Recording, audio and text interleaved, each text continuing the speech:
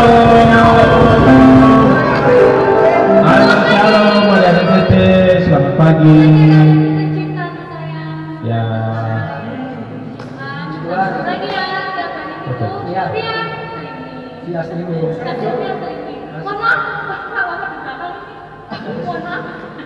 Ya, terima kasih adik-adik untuk yang ikut IPT, kita streaming, kita berusaha membuka karena ya masih ada komunikasi dan kemudian kita masih tetapkan stay di rumah dan belajar online di tempat masing-masing.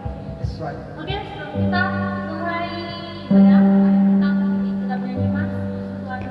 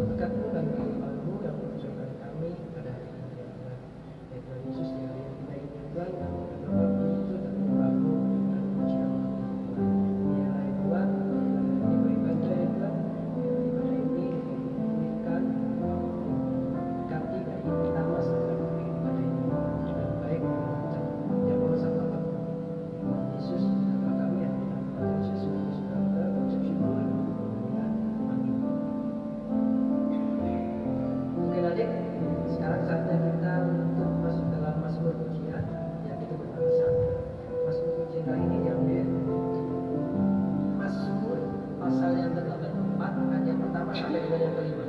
Kakak ulangi lagi, Mazmur 84 ayat yang pertama sampai dengan kelima.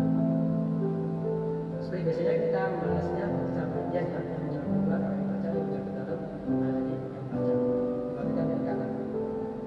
Oke, Mazmur 84 ayat yang pertama sampai dengan yang kelima, dimana itu rindu kepada kediaman Allah untuk memimpin kehidupan menurut lagu Gidit Mazmur bagi Tuhan. Berdapat disenangi tempat kediaman-Mu. Ya Tuhan semesta alam, Jiwaku hancur karena merindukan, pelataran pelayanan Tuhan, hatiku dan dagingku bersorak-sorai. kepada Allah yang hidup. Bahkan burung pipit telah mendapat sebuah rumah. Dan burung layang-layang sebuah sarang, tempat menaruh anak-anaknya. Pada mesbah-mesbah-Mu ya Tuhan semesta alam. Ya Rajaku dan Allahku, Berbahagialah orang-orang yang diam di rumah-Mu.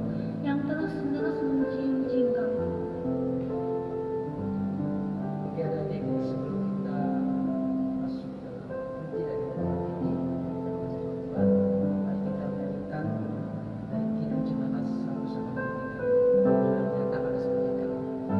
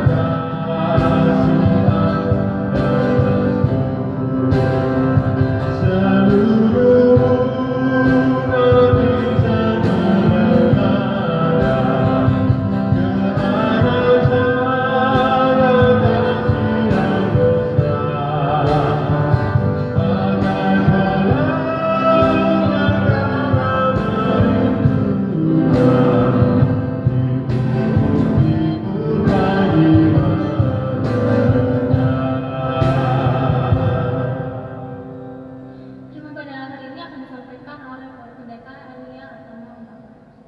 Adik-adik teruna yang diberkati Tuhan, pada saat ini kita akan masuk dalam firman Tuhan. Kita akan membaca satu bagian firman.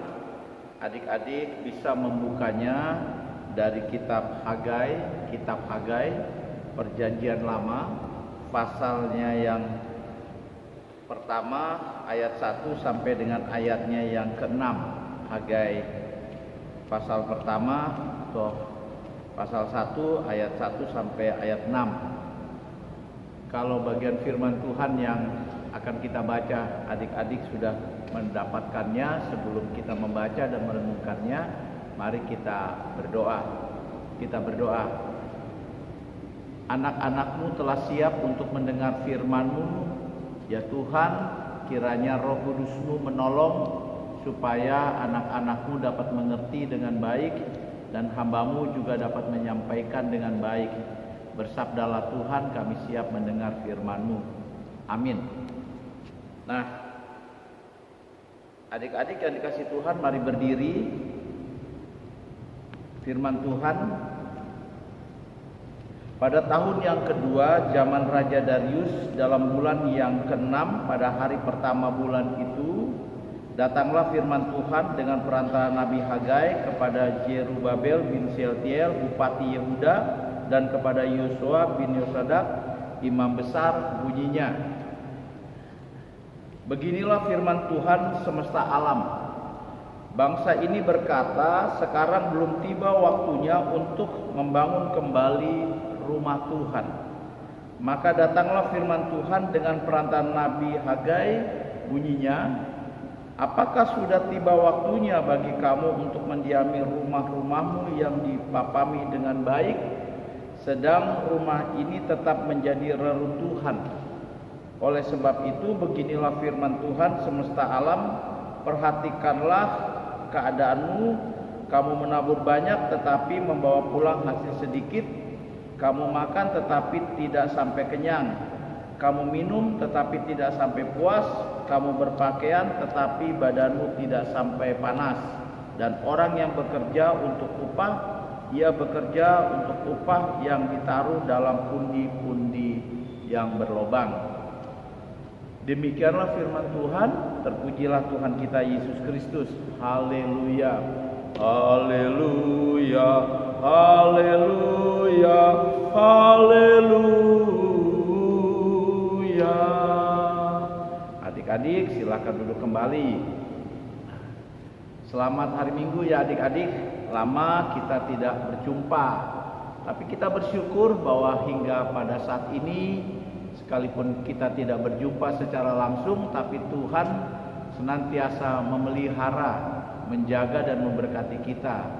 Sehingga pada saat ini kita dapat bertemu sekalipun pelayanan firman Tuhan masih memakai daring atau melalui virtual ya adik-adik. Kita berdoa, kita berharap semoga secepatnya pandemi virus corona ini berlalu dan obat dapat ditemukan sehingga kita bisa kembali beribadah di gereja yang kita kasih dan kita cintai, GPIB Bukit Kasih.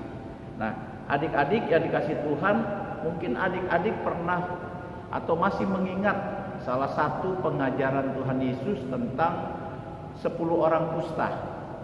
Adik-adik ada yang ingat? Nah, coba diingat-ingat. Pernah Tuhan Yesus dalam pelayanannya berjumpa dengan 10 orang kusta. Nah, adik-adik sudah tahu kan ceritanya? Pak Pendeta tidak ceritakan secara lengkap, tapi mau ambil intisarinya. Kan diceritakan ada 10 orang yang terkena kusta. Nah, kalau orang terkena kusta ya adik-adik, dia tidak boleh tinggal bersama dengan keluarganya atau teman-temannya, atau dia tidak boleh tinggal dalam lingkungan kampung atau desa di mana dia tinggal. Orang yang kena penyakit kusta, dia harus disingkirkan, dia harus diasingkan. Biasanya tempatnya tidak akan menyatu dengan orang banyak, tapi di tempat yang terpencil yang jauh, dia di sana sendiri.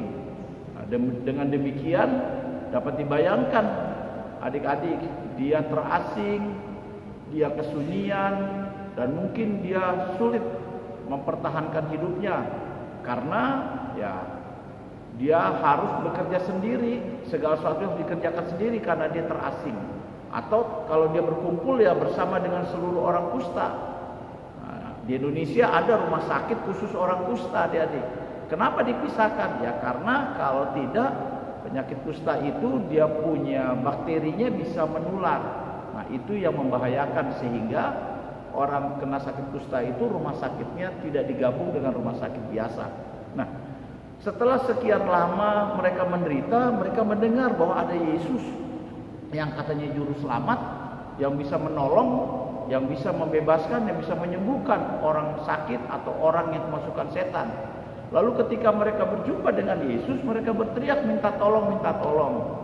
Lalu Tuhan Yesus mendengarkan cerita mereka, Tuhan Yesus memperhatikan keinginan mereka, lalu kemudian mereka bilang, Tuhan Yesus, tolong dong sembuhkan, sekian lama kami sudah menderita.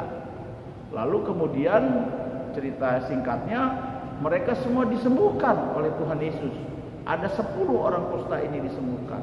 Nah, ketika mereka sudah sembuh adik-adik yang diberkati Tuhan, ternyata dari ke-10 itu yang kembali kepada Yesus untuk bersyukur dan berterima kasih hanya 1 orang. Hanya 1 orang loh adik-adik. Yang 9 tidak tahu pergi kemana. Mereka mungkin karena sudah bebas dari penyakit, mereka senang-senang. Mereka bertemu dengan keluarga, mereka pergi ke sana ke sini. Pokoknya ya namanya juga orang yang baru bebas dari penyakit yang tadinya hidup dalam kesunyian, kesendirian, dikucilkan, tiba-tiba dapat berbaur dengan orang banyak. Tapi mereka lupa untuk kembali bersyukur pada Tuhan. Dan Tuhan katakan hanya 1, iya, hanya 1 orang yang kembali bersyukur. Nah, adik-adik yang dikasih Tuhan bicara tentang bersyukur dan tidak bersyukur. Nah, adik-adik kira-kira tipe orang yang bersyukur atau orang yang tidak bersyukur? Orang yang tidak bersyukur itu seperti apa sih? Orang yang bersyukur itu seperti apa sih? Nah, tadi diceritakan orang yang tidak bersyukur itu adalah orang yang sudah diberkati, orang sudah mendapatkan sesuatu tapi tidak berterima kasih. Orang yang bersyukur itu adalah orang yang tahu berterima kasih karena dia telah diberkati atau mendapatkan sesuatu. Itu juga yang terjadi dalam pembacaan kita pada hari ini. Dalam Hagai pasal 1 tadi, ayat 1 sampai ayatnya yang ke-6. Kan diceritakan adik-adik yang menjadi latar belakang sebelum ini mereka ada di pembuangan di Babel, ya. Berpuluh-puluh tahun mereka di pembuangan sebagai budak. Mereka hidupnya susah, mereka bekerja dari pagi, siang dan malam. Pokoknya menderita, namanya juga budak. Diperjualbelikan, diberlakukan semena-mena. Lalu mereka menjerit minta tolong kepada Tuhan supaya mereka dipulangkan kembali ke tanah perjanjian, tanah yang Tuhan berikan kepada mereka. Lalu Tuhan dengarkan harapan itu, permintaan itu, lalu Tuhan pulangkan mereka ke tanah perjanjian. Jadi mereka beramai-ramai, berbondong-bondong ya dia pulang. Nah, sesampainya di tanah perjanjian, mereka kembali punya rumah, mereka kembali punya tanah, mereka dapat bercocok tanam, mereka dapat pergi ke sana ke sini sebagai manusia bebas.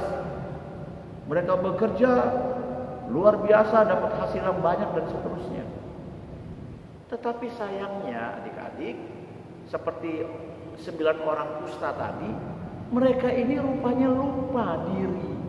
Bahwa mereka itu dapat makan, minum, punya rumah yang bagus itu karena berkat Tuhan membebaskan mereka dari pembuangan di Babel. Harusnya bersyukur, tapi mereka lupa untuk membangun rumah Tuhan. Mereka lupa. Makanya kemudian di situ dikatakan, beginilah firman Tuhan, bangsa ini berkata, sekarang belum tiba waktunya untuk membangun rumah Tuhan. Tuhan sindir mereka. Sekarang kata mereka belum tiba. Lalu kapan? Padahal mereka sudah mendiami rumah-rumah yang dipapani dengan baik. Rumah-rumah mereka sudah dipapani dengan baik, artinya sudah dibangun dengan bagus, indah, megah. Itu berkat Tuhan. Tapi mereka lupa, sehingga dikatakan rumah Tuhan tetap menjadi reruntuhan. Rumah Tuhan ini maksudnya bait Allah. Ketika bangsa Babel mengalahkan mereka, bait Allah dihancurkan. Mereka diangkat, dibuang menjadi budak. Lalu setelah pulang Tuhan minta bangun kembali bait Allah itu, supaya engkau dapat pergi beribadah, supaya aku dapat berfirman melalui hamba-hambaku. Tapi rupanya mereka tidak peduli dengan bait Allah, rumah Tuhan itu. Sehingga Tuhan akhirnya marah. Jadi di sini jelas ya adik-adik, bangsa ini tidak bersyukur, sudah diberkati, tapi mereka lupa diri. Nah, adik-adik, ini pelajaran buat adik-adik. Adik-adik jangan menjadi orang yang tidak bersyukur.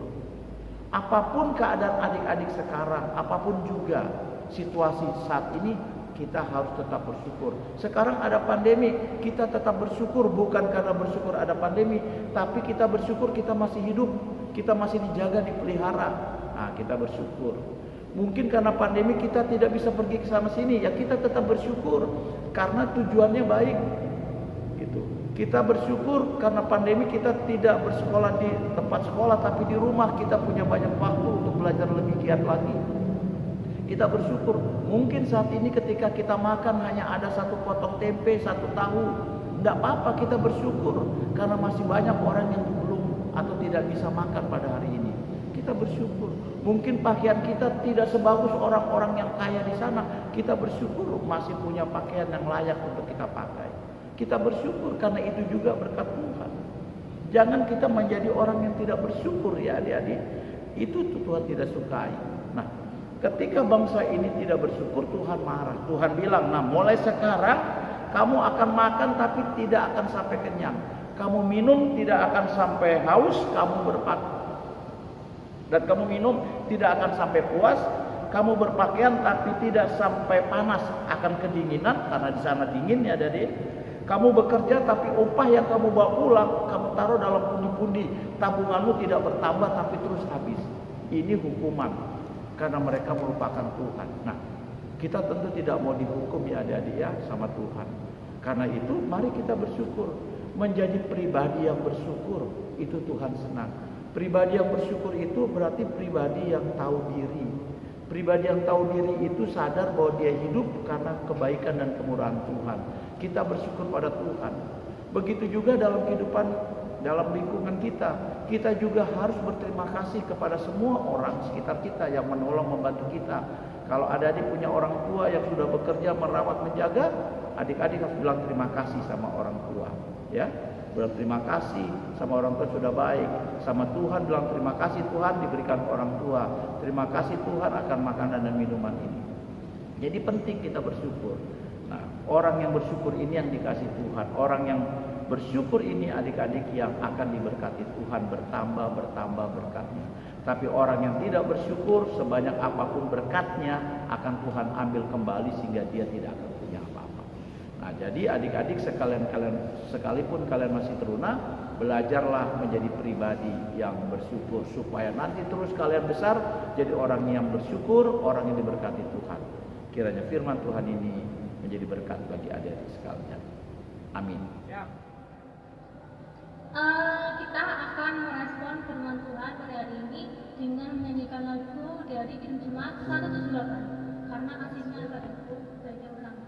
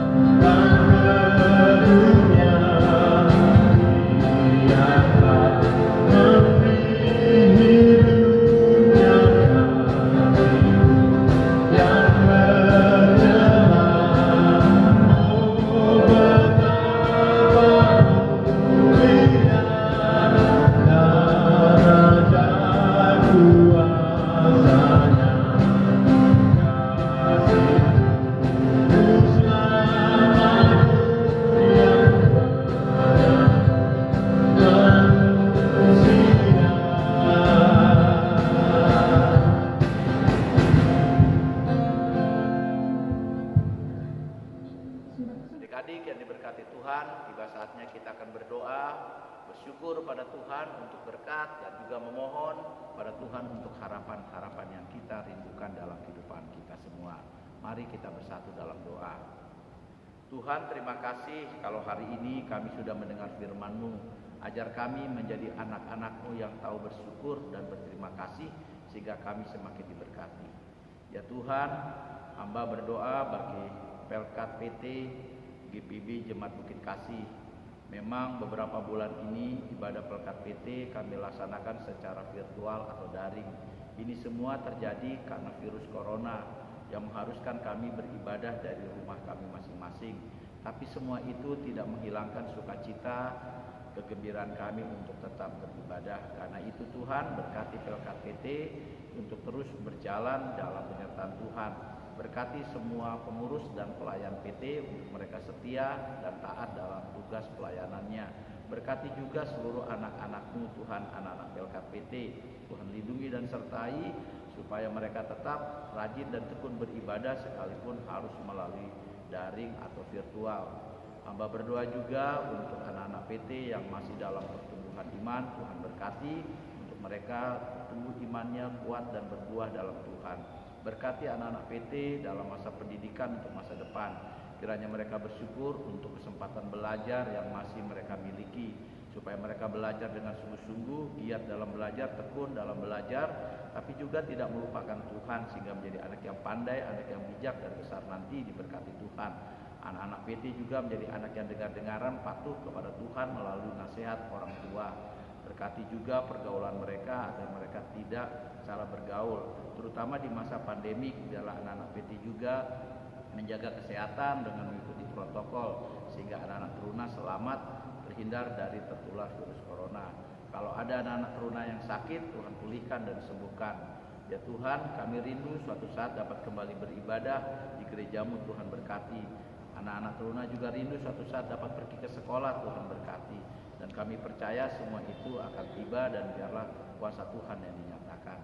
Tuhan juga berkati akan bangsa dan negara kami Indonesia, agar kami tetap menjadi bangsa yang damai, bangsa yang bersatu. Upaya pemerintah untuk menghadapi, menyelesaikan, mengatasi pandemi COVID-19 juga Tuhan berkati, dan gugus tugas dari pusat sampai daerah Tuhan berkati, bahkan para medis, dokter dan perawat yang berjuang untuk merawat orang yang sakit juga Tuhan pulihkan dan sembuhkan.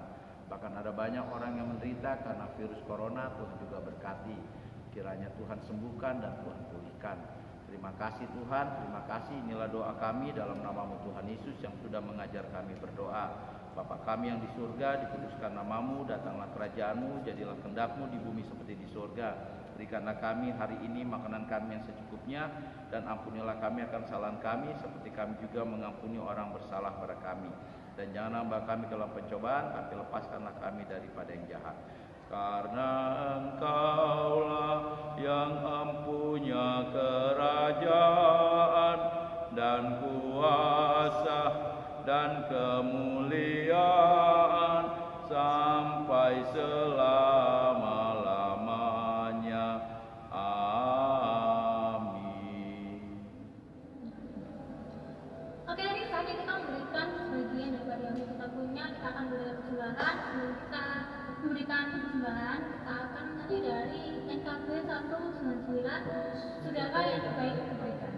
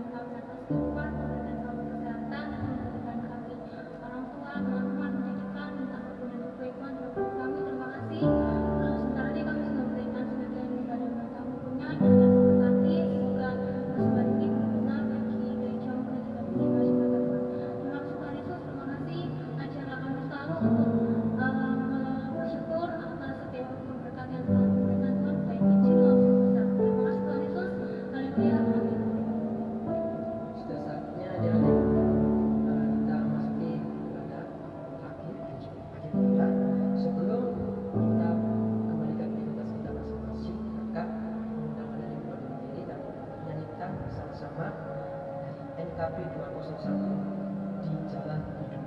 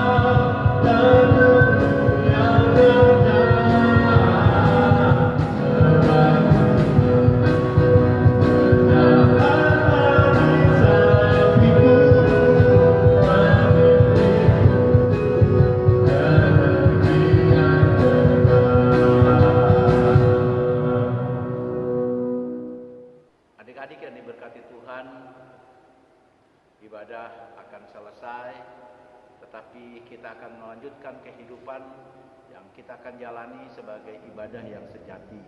Karena itu marilah berdiri, pulanglah dengan damai sejahtera, dan lakukanlah firman Tuhan, dan terimalah berkat Tuhan. Tuhan memberkati engkau dan melindungi engkau. Tuhan menyinari engkau dengan wajah-Nya dan memberi engkau kasih karunia.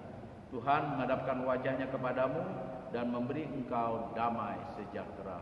Amin. Amin.